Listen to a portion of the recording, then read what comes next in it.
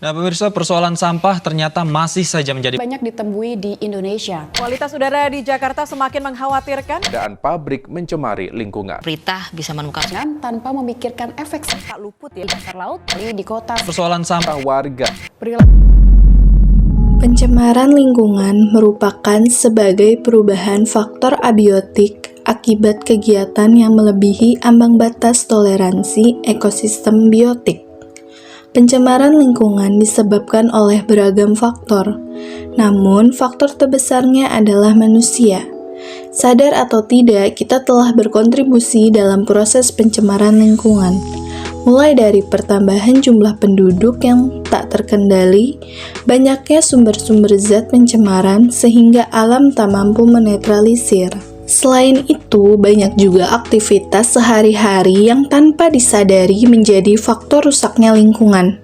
Di antaranya, 1. Penggunaan kantong plastik secara masif. 2. Pembuangan sampah dan limbah deterjen ke sungai. Penggunaan kendaraan pribadi sehingga menimbulkan lebih banyak polusi. Maka dari itu, kami sebagai penduduk bumi mari cegah terjadinya pencemaran lingkungan dengan cara menerapkan gaya hidup ramah lingkungan.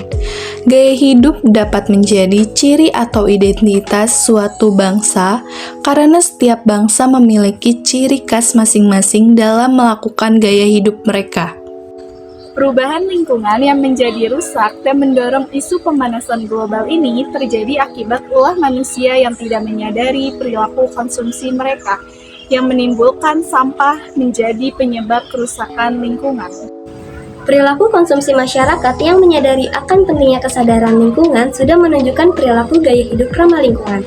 Perilaku produk ramah lingkungan menjadi perhatian pihak perusahaan penghasil produk. Perusahaan berupaya untuk menghasilkan produk yang tidak memiliki dampak terhadap pencemaran lingkungan dengan menerapkan produk ramah lingkungan yang memiliki 3R, atau Reduce, Reuse, dan Recycle. Upaya mengurangi penggunaan barang yang berpotensi menjadi sampah. Upaya penggunaan kembali, di mana barang dipakai lagi dengan atau fungsi yang berbeda. Pemrosesan bahan atau produk yang sudah tidak terpakai menjadi bahan baku yang dapat digunakan kembali.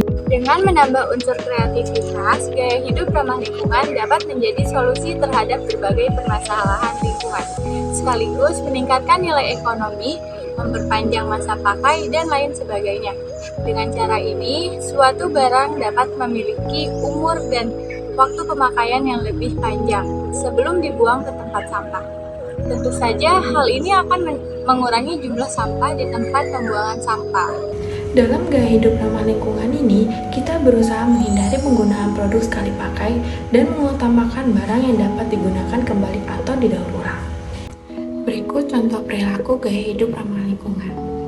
1. Penggunaan kendaraan dengan minim polusi udara. 2. Mengurangi penggunaan sumber daya alam yang tidak dapat diperbarukan. 3. Penggunaan produk yang ramah lingkungan. Tujuan dari gaya hidup ramah lingkungan adalah untuk meminimalkan dampak negatif terhadap lingkungan dan mengoptimalkan penggunaan sumber daya alam yang terbatas. Dalam gaya hidup ramah lingkungan ini, kita berusaha menghindari penggunaan produk sekali pakai dan mengutamakan barang yang dapat digunakan kembali atau didaur ulang.